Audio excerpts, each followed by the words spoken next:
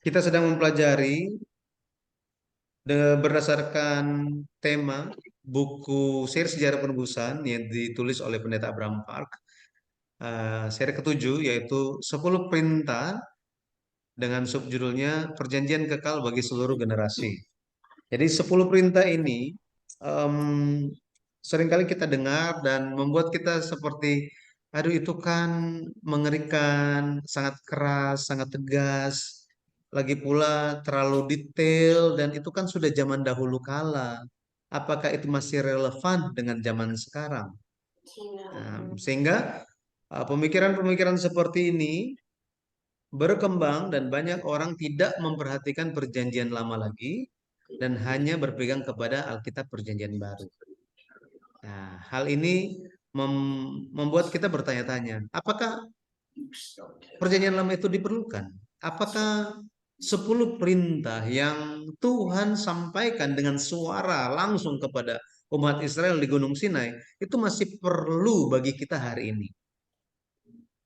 Ini masih banyak ditanyakan, tetapi biarlah lewat pelajaran kita, kita bisa melihat bahwa yang Tuhan wariskan kepada umat Tuhan, penyataan yang diberikan kepada kita, penyataan khusus itu adalah Alkitab.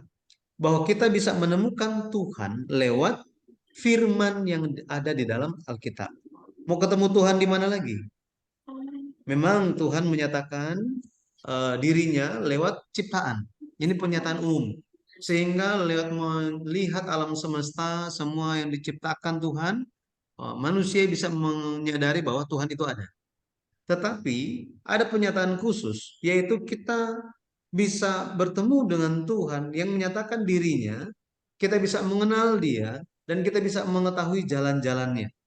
Lewat apa? Lewat firman yang ada dalam Alkitab. Itu sebabnya kita orang Kristen, kita mengakui Alkitab adalah 100% firman Tuhan. 66 kitab, Perjanjian Lama, Perjanjian Baru, semua sebagai firman Tuhan.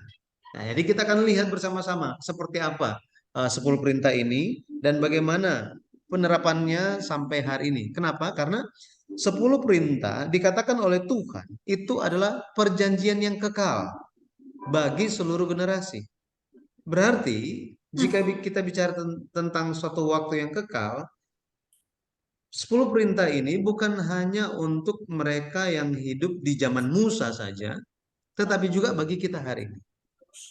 Nah, kalau kita baca Keluaran, Keluaran 20 ayat 1 sampai 17, khususnya kita baca ayat yang pertama dan kedua, Allah turun dari Gunung Sinai, turun menemui orang Israel dan berbicara. Dikatakan di ayat yang pertama, lalu Allah mengucapkan segala firman ini. Akulah Tuhan Allahmu yang membawa engkau keluar dari tanah Mesir, dari tempat perbudakan. Artinya apa? Allah sementara mengingatkan mereka dan memperkenalkan dirinya bahwa mereka terbebas dari perbudakan Mesir. Semua itu adalah perbuatan tangan Tuhan. Tuhan yang membebaskan mereka. Sama seperti hari ini kita dibebaskan dari dosa dan kejahatan. Kita dipanggil dari dunia lewat siapa? Lewat Yesus Kristus. Maka kita bisa melihat ini sangat dekat dengan kita, sangat dekat dengan kita. Kemudian dimulailah Allah menyatakan perintah yang pertama itu adalah jangan ada padamu Allah lain di hadapan. Jangan ada Allah lain padamu Allah lain di hadapanku. Nah, kita akan melihat mengenai hal ini. Em, di Ulangan 5 ayat 7 juga, Ulangan pasal 5 ayat yang ketujuh, muncul juga yang sama. Jangan ada padamu Allah lain di hadapanku. Nah, sini jangan ada padamu. Mu di sini leka, mu. Ini bicara tentang siapa? Jadi bagimu atau padamu, mu yaitu siapa? Yaitu semua yang telah dipimpin keluar Allah dari rumah perbudakan Mesir. Semua ini janganlah ada Allah lain. Hari ini semua yang telah dibebaskan, diberikan keselamatan lewat Yesus Kristus, mari jangan ada Allah lain. Ini maksudnya, jangan ada Allah lain. Kenapa? Karena kita hari ini ada hutang untuk membayar kasih karunia keselamatan dari Tuhan. Makanya dikatakan jangan ada padamu. Mu di sini bicara tentang orang Israel. Bicara tentang orang yang telah diselamatkan. Jangan ada pada kalian Allah lain di hadapanku. Di hadapanku Alpanaya, Panim, wajah. Jadi di depan wajah Tuhan, di dalam hadirat Tuhan atau di hadapan hadirat Tuhan, jangan ada berhala di sana. Ya, kalau kita lihat memang Allah lain di sini ini bicara mengenai berhala-berhala yang disembah oleh orang Mesir. Tetapi kalau kita lihat orang Israel juga tanpa disadari mereka pun sudah ikut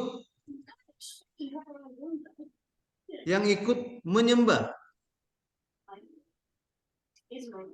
Ikut menyembah. Dari mana kita tahu bahwa mereka ikut menyembah? Dari berhala apa? Lembu emas. Betul ya? Lembu emas. Jadi mereka tahu mereka sangat terbiasa mengenai berhala-berhala Mesir, sampai menurut mereka apa? Oh, it's okay. It's okay. Jadi toleransi mengenai berhala-berhala itu. Habis gimana majikan saya menyembah, ya daripada saya dipecat, daripada saya dihukum, ya saya sembah saja. Jadi sudah terbiasa. Mesir ini menjadi gambaran suatu periode penyembahan berhala. Penyembahan berhala. Makanya kepada mereka, kepada orang Israel yang sudah terbiasa dengan penyembahan berhala di Mesir, perintah pertama yang Allah berikan kepada mereka adalah jangan ada pada kalian Allah lain. Berhala-berhala yang disembah oleh orang Mesir dan kalian pun ikut menyembahnya, jangan. Jangan ada pada kalian Allah lain. Keluaran 12 ayat 12, coba kita lihat. Keluaran 12. Kita lihat Keluaran 12 ayat yang ke-12. Keluaran 12 ayat 12 dikatakan, sebab pada malam ini aku akan menjalani tanah Mesir dan semua anak sulung dari anak manusia sampai anak binatang akan kubunuh. Dan kepada semua Allah di Mesir akan kujatuhkan hukuman. Akulah Tuhan. Jadi di sini Tuhan sementara menyatakan bahwa apa? Berhala-berhala di Mesir, Allah-Allah lain selain dia gitu ya, Allah lain, Allah yang disembah oleh orang Mesir itu yang kamu pun ikut menyembahnya, semua itu telah kuhukum semuanya. Sudah kuhukum. Jadi jangan menyembah mereka, jangan. Makanya ada kata jangan di situ, jangan. Ini secara mutlak, jangan ada, jangan pernah terjadi. Maka kalau kita lihat, jangan perintah, jangan ada padamu Allah lain di hadapanku. Artinya apa? Untuk selama-lamanya jangan kamu menyembah berhala di hadapanku. Jangan. Nah, kalau kita lihat hari ini, apakah orang Kristen, orang yang percaya kepada Yesus Kristus masih melakukan hal ini? Kalau kita lihat enggak kan sebenarnya ya? Enggak ada kan yang punya patung untuk disembah ya? Nah, coba kita lihat perluasan perintahnya. Kalau kita lihat pelajaran ini, ya ada hubungannya dengan penyembahan, ada hubungannya dengan penyembahan kita di hadapan Tuhan. Jadi saya kasih tahu lebih dulu, kalau 10 perintah itu kan dibagi dua, itu perintah sehubungan dengan Allah dan dengan sesama manusia. Sehubungan dengan Allah ini memiliki suatu pelajaran penting mengenai hal sikap penyembahan kita, sikap beribadah kita. Ya. Nah, mari kita lihat perluasan perintahnya. Perintah pertama ini mengajarkan kepada kita siapakah subjek atau siapakah fokus penyembahan kita? Fokus penyembahan kita haruslah Allah saja. Allah Bapa, Allah Anak, Allah Roh Kudus. Tritunggal ini, Trinitas, ini satu-satunya target atau subjek penyembahan kita. Nah, tetapi ada banyak juga penyembahan yang atau ibadah yang memperingati orang yang sudah mati. Orang yang sudah mati. Nah, saya orang Manado, jadi kita biasanya ada ibadah-ibadah. Itu ada ibadah mingguan, terus ada 40 hari dan lain-lain gitu ya. Em, Ketika saya mempelajari ini, saya lagi berpikir gitu kan, loh, jadi ibadah-ibadah yang seperti itu gimana gitu kan? Ibadah 1 tahun, ibadah yang yang seperti itu. Saya jadi berpikir kenapa gitu? Oh, dijelaskan kenapa? Salahnya di sebelah mana ibadah-ibadah yang memperingati ini? Jika kita lakukan ibadah di tempat apa di dalam keluarga yang baru saja ditinggalkan oleh anggota keluarganya, tetapi ibadah kita itu terfokus kepada orang yang sudah meninggal, hanya membahas tentang orang yang sudah meninggal, itu bisa menjadi dosa di hadapan Tuhan. Kenapa? Karena di dalam ibadah, siapa yang harus menjadi fokus? Tuhan saja yang dimuliakan, Tuhan yang disembah, Tuhan dan kehendak Tuhan itulah yang diperhatikan. Nah, terus jadi bagaimana jika ibadah-ibadah itu dilaksanakan? Haruslah ibadah itu melihat seperti apa kasih karunia Tuhan yang sudah dicurahkan bagi orang itu dan bagi keluarga.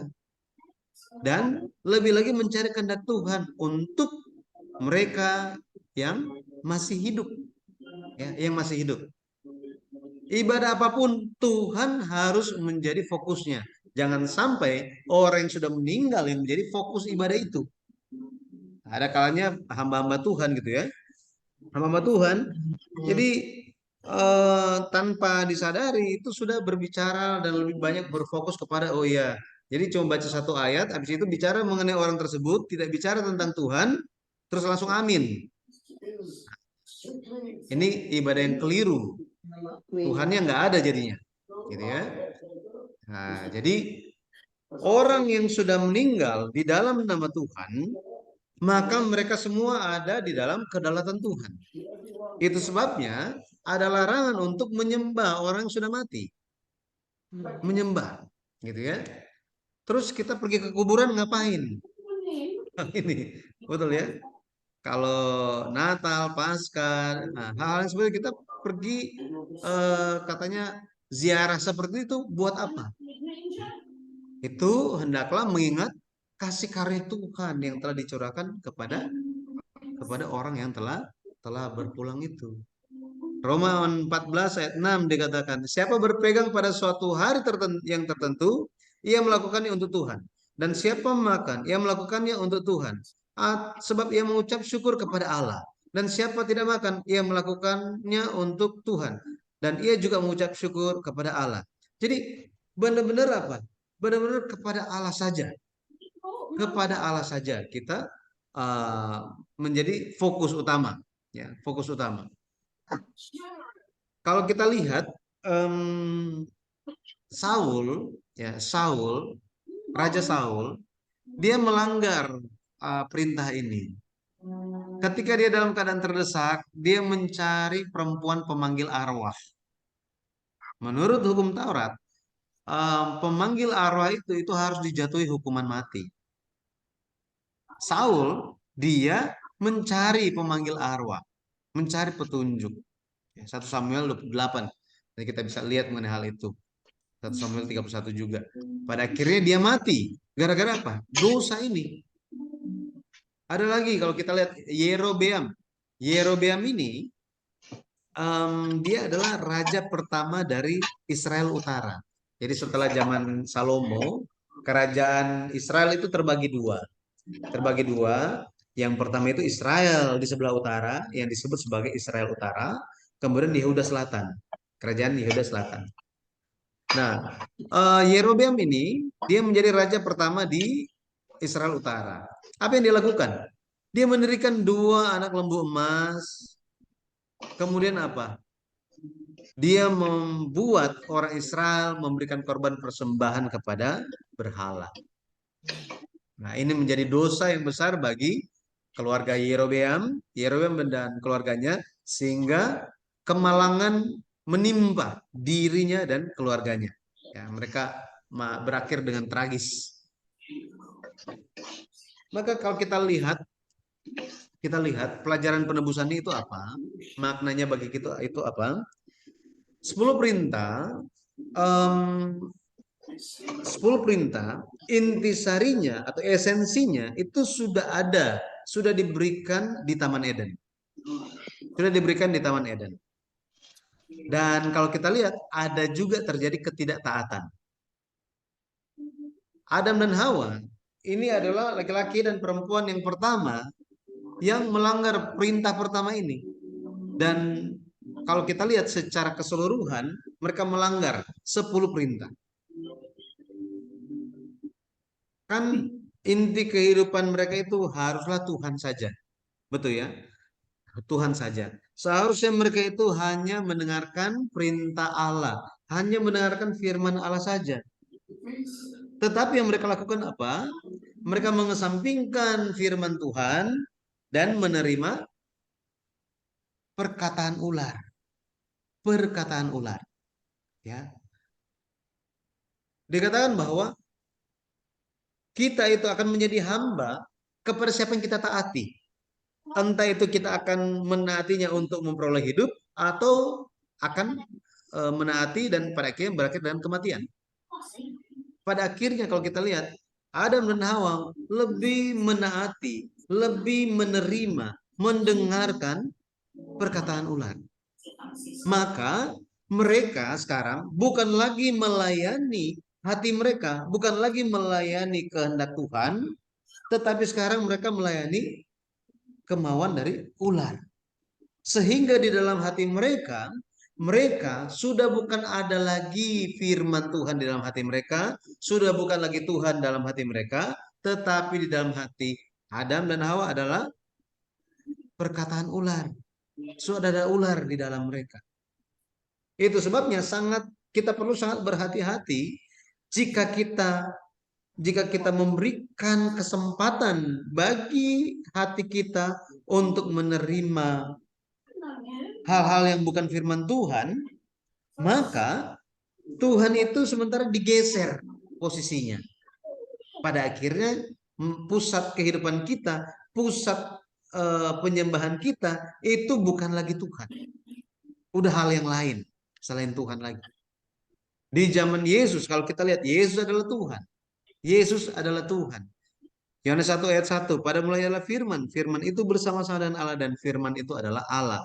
Ayat 14 dikatakan firman itu telah menjelma menjadi manusia. Jadi Allah datang sebagai manusia, Yesus Kristus. Dia adalah Tuhan. Maka percaya kepada Yesus Kristus ini merupakan tindakan yang menjaga perintah pertama. Hanya Yesus yang menjadi Tuhan kita. Tidak percaya Yesus ini merupakan tindakan penyembahan berhala. Ada Allah lain. Makanya di zaman itu orang-orang yang tidak percaya Yesus mereka jatuh ke dalam godaan setan. Jatuh ke dalam godaan setan. Yohanes 8 ayat 44. Yohanes 8 ayat 44. Bagi orang-orang yang tidak menerima perkataan Yesus, tidak menerima firman Yesus, tidak percaya Yesus sebagai juru selamat. Yesus bilang apa kepada mereka? Yohanes 8 ayat 44. Iblislah yang menjadi bapamu dan kamu ingin melakukan keinginan-keinginan bapamu. Ia adalah pembunuh manusia sejak semula dan tidak hidup dalam kebenaran. Sebab di dalam dia tidak ada kebenaran. Apabila ia berkata dusta, ia berkata atas kehendaknya sendiri. Sebab ia adalah pendusta dan bapa segala dusta. Maka nanti kita akan lihat tentang jangan bersaksi dusta. Ya, apa saja yang dikatakan, yang disebut, perbuatan apa saja yang disebut atau masuk ke dalam kategori dusta, gitu ya. Menurut Alkitab itu apa? Kita akan lihat mengenai hal tersebut. Tetapi lewat perkataan Yesus Kristus ini, lewat firman Yesus ini, menyatakan bahwa orang-orang yang tidak ada di dalam kebenaran, tidak ada di dalam firman, tidak ada di dalam Tuhan, mereka bukan orang-orang yang mengasihi Tuhan. Maka ketika kita hari ini menjalani kehidupan, mari jangan mengasihi apapun melebihi Allah. Jika kita lakukan itu, maka itu merupakan tindakan penyembahan berhala. Penyembahan berhala. Nah, jadi di dalam kehidupan kita di dunia ini, mari kita mari kita menerima dan mengingat bahwa Yesus Kristus haruslah menjadi fokus dalam kehidupan kita, dalam penyembahan kita. Makanya kita mengikuti Tuhan, bukan mengikuti pendeta. Betul ya? Kita ikut pendeta, ikut Tuhan, bukan manusia. Makanya dalam hal-hal yang kita lakukan, mari kita menjadikan Tuhan itu sebagai fokus kehidupan kita. Itu perintah yang pertama. Kita lihat perintah yang kedua. Perintah yang kedua. Keluaran 20 ayat 4 sampai 6. Jangan membuat bagimu patung yang menyerupai apapun yang ada di langit di atas, atau yang ada di bumi di bawah, atau yang ada di dalam air di bawah bumi. Jangan sujud menyembah kepadanya atau beribadah kepadanya. Sebab aku, Tuhan Allahmu, adalah Allah yang cemburu, yang membalaskan kesalahan bapa kepada anak-anaknya, kepada keturunan yang ketiga dan keempat dari orang-orang yang membenci aku. Tetapi aku menunjukkan kasih setia kepada beribu-ribu orang, yaitu mereka yang mengasihi aku dan yang berpegang pada perintah-perintahku. Ya. Isinya sama dengan Ulangan 5 ayat 8 sampai 10. Ulangan 5 ayat 8 sampai 10. Nah, mari kita lihat. Kita analisa perintah ini. Dikatakan jangan membuat, kemudian jangan menyembah atau jangan beribadah kepada patung. Ya, patung, idol, pujaan, dewa. Nah, kalau kita lihat perjanjian baru, Rasul Paulus memberikan suatu makna, suatu pemahaman mengenai berhala ini. Ya, berhala yang disembah, berhala yang dipuja, itu adalah keserakahan katanya. Kolose 3 ayat 5. Karena itu matikanlah dalam dirimu segala sesuatu yang duniawi, yaitu percabulan, kenajisan, hawa nafsu, nafsu jahat, dan juga keserakahan yang sama dengan penyembahan berhala. Yakobus 1 ayat 15. Dan apabila keinginan itu telah dibuahi, ia melahirkan dosa. Dan apabila dosa itu sudah matang, ia melahirkan maut. Keserakahan ini apa ya? Suatu hal yang sangat merusak, tetapi bisa muncul, masalahnya ini bisa muncul tanpa kita sadari. Ya, tanpa kita sadari. Dan jika tidak sadar, pada akhirnya ini kita sudah ada di dalam, sudah penuh dengan keserakan. Tanpa sadar kita itu serakah. Ini. Nah, ini serakah ini kita bisa lihat bentuk lainnya adalah apa? Mungkin kita nggak muncul gitu ya, serakah, serakah, serakah. Tetapi akarnya itu adalah rasa tidak puas. Ya, tidak puas. Karena tidak puas, makanya ingin lebih dan lebih dan lebih dan lebih. Semua keinginan dalam hati akan diwujudkan, gitu ya. Untuk ya, apa yang keinginan ini, keinginan dosa, hawa nafsu, keserakahan, pada akhirnya dosa itu ada ujung-ujungnya maut katanya. Makanya untuk menghilangkan keserakahan, hal yang perlu dilaksanakan apa? Melatih diri untuk merasa puas, untuk tidak mengeluh, merasa puas dan tidak mengeluh, sehingga kita tidak jatuh dalam penyembahan berhala. Terus dikatakan di situ Allah yang cemburu.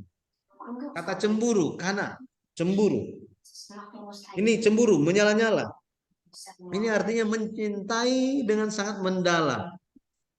Ini emosi karena tidak ingin miliknya diambil orang lain. Tidak ingin miliknya diambil orang lain.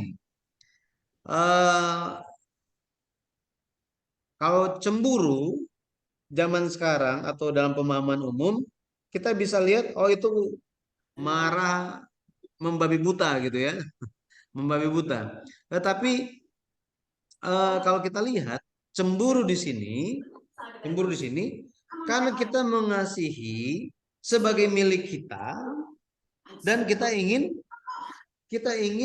melindunginya, gitu ya, melindunginya. Makanya ada beda antara cemburu dan iri. Iri ini merupakan emosi kemarahan karena milik orang lain. Milik orang lain kan? Cemburu itu emosi gara-gara apa? Milik sendiri. Betul ya? Milik sendiri.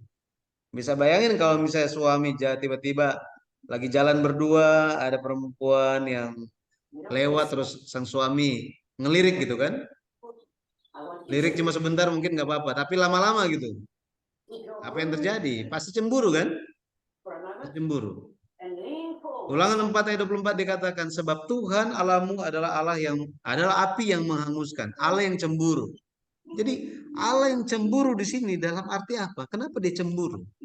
Karena dia ingin menyatakan bahwa kita semua adalah milik kepunyaannya. Milik kepunyaannya. Sehingga apa? Jangan pergi ke tempat yang lain. Jangan terfokus kepada hal yang lain. Jadi Allah terkonsentrasi untuk mengasihi kita. Kita semua adalah target sasaran kasih cinta dari Tuhan kita. Dia sangat mengasihi kita. Dia tidak mau kehilangan kita. Betul ya? Cemburu. Tidak mau kehilangan kan? Tetapi ini apa? Kasihnya begitu besar bagi kita. Nah, ini yang harus kita pahami. Jangan sampai kita salah paham. Oh, Tuhan itu cemburu. Kok Tuhan cemburuan sih? Dewasalah, masa Tuhan itu cemburuan. Nah, bukan itu maksudnya. Tetapi cemburu di sini bicara tentang bagaimana kasihnya yang begitu besar terkonsentrasi kepada umat pilihannya sehingga apa? Dia tidak mau kehilangan kita. Dia tidak mau kehilangan kita karena kita sangat-sangat berharga di hadapannya. Nah, kemudian kita juga melihat di situ ada orang-orang yang membenci. Dikatakan bahwa orang yang menyembah berhala adalah orang yang membenci Tuhan. Kebalikan dari mengasihi itu adalah membenci. Keluaran 20 ayat 5. Jangan sujud menyembah kepadanya atau beribadah kepadanya. Sebab aku Tuhan Allahmu adalah Allah yang cemburu, yang membalaskan kesalahan bapa kepada anak-anaknya, kepada keturunan yang ketiga dan keempat dari orang-orang yang membenci aku. Membenci aku. Kenapa disebut kepada keturunan ketiga dan keempat? Nah, karena biasanya di zaman itu orang-orang ini orang yang ini nih dikatakan misalnya ini orang yang membenci aku. Biasanya mereka hidup sampai generasi ketiga atau sampai generasi keempat. Maksudnya apa? Maksudnya orang yang membenci Allah dengan cara menyembah Allah itu mereka hidup bersama-sama sampai generasi ketiga atau generasi keempat.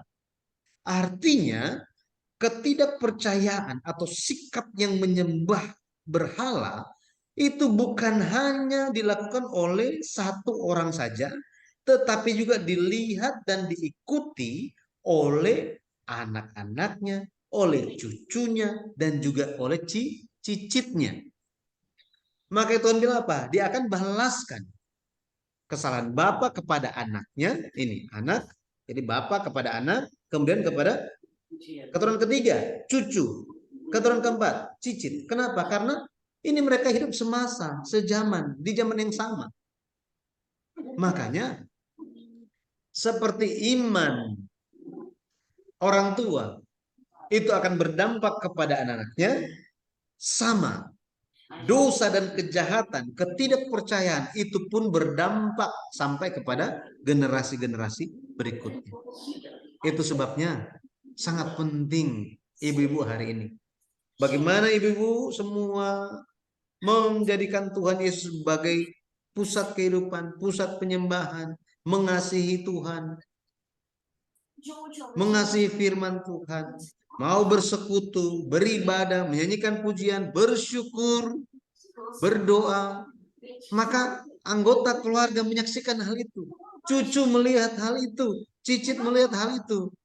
Pada akhirnya mereka akan menerima pengaruh yang baik dari ibu-ibu sekalian.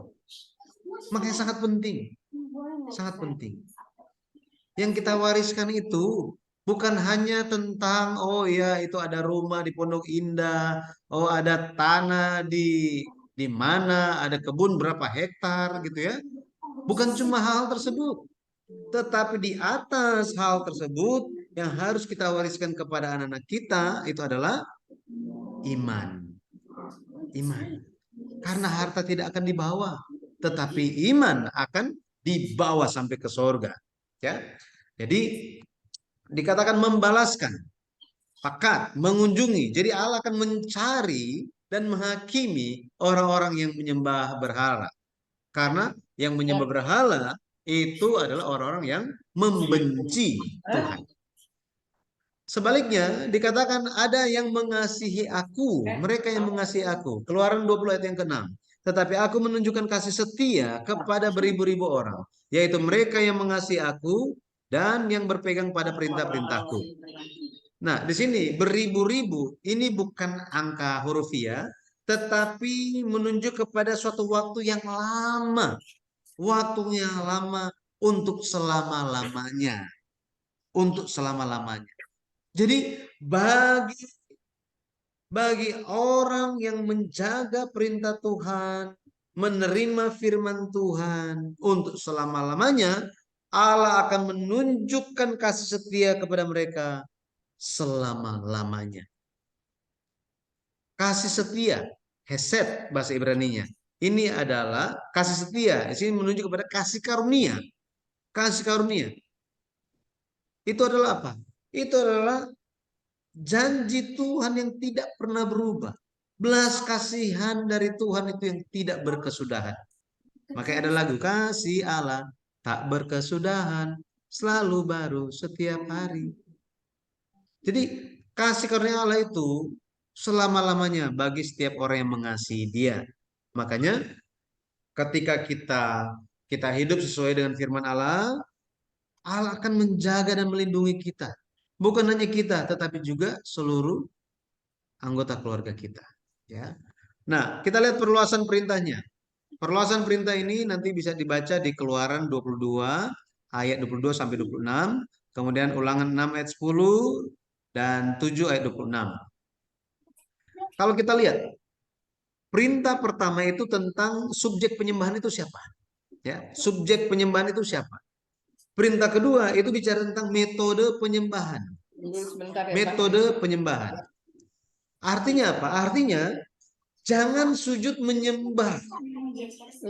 Ini kan, jangan sujud menyembah kepada berhala itu, kepada patung itu. Jangan beribadah kepadanya.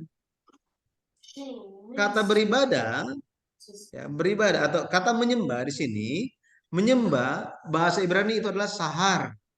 Sahar artinya sujud atau untuk menyembah, untuk menyembah. Maka ibadah yang kita lakukan hari ini benar-benar ya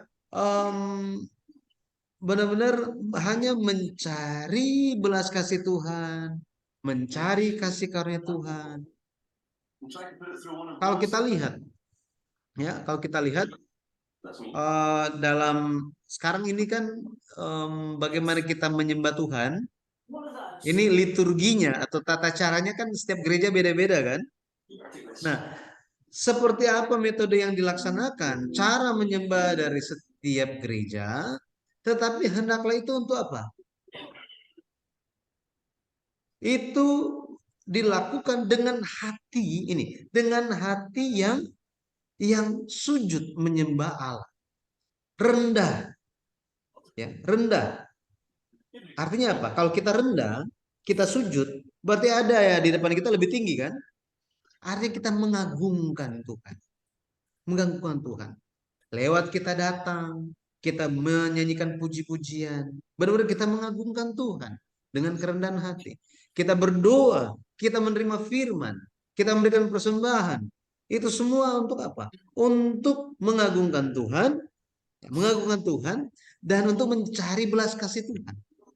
Jadi benar-benar di dalam ibadah itu nggak boleh ada diri kita, nggak boleh ada diri kita. Hanya boleh ada Tuhan dan kasih karunia saja.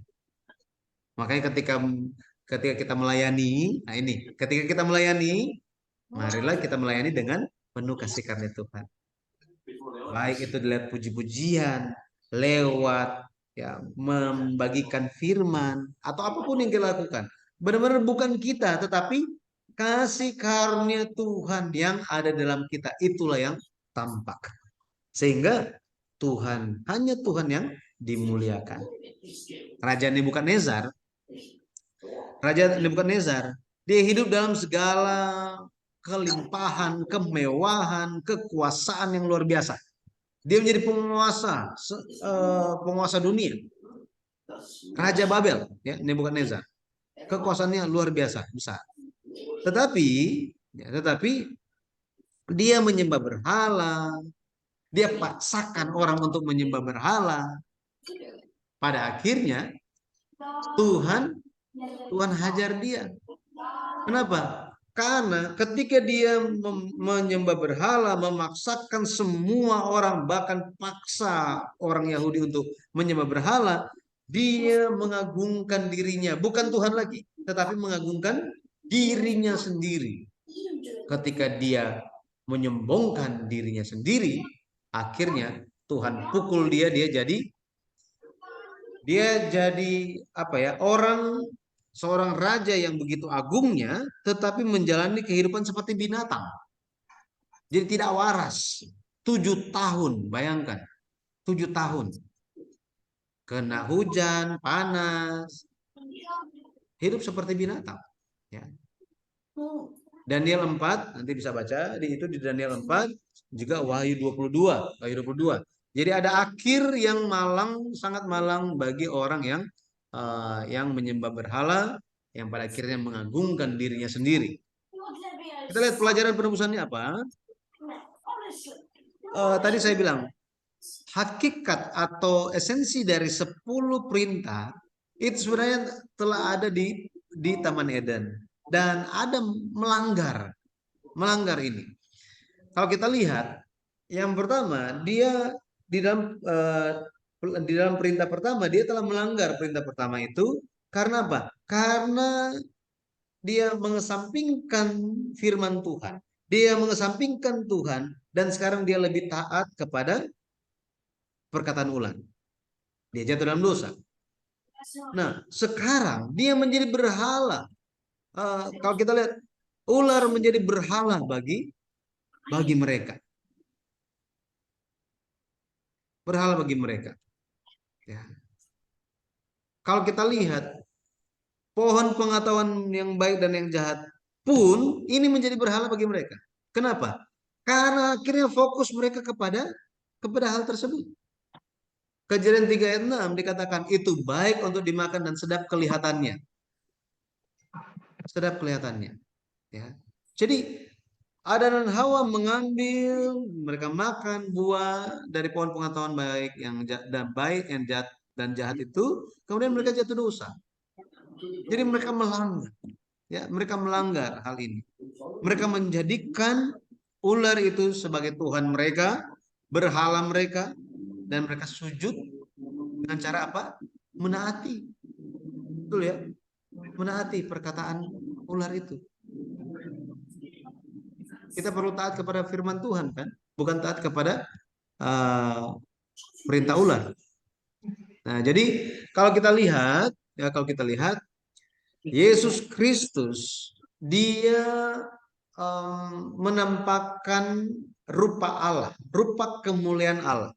2 Korintus 4 ayat 4, Ibrani 1 ayat 3.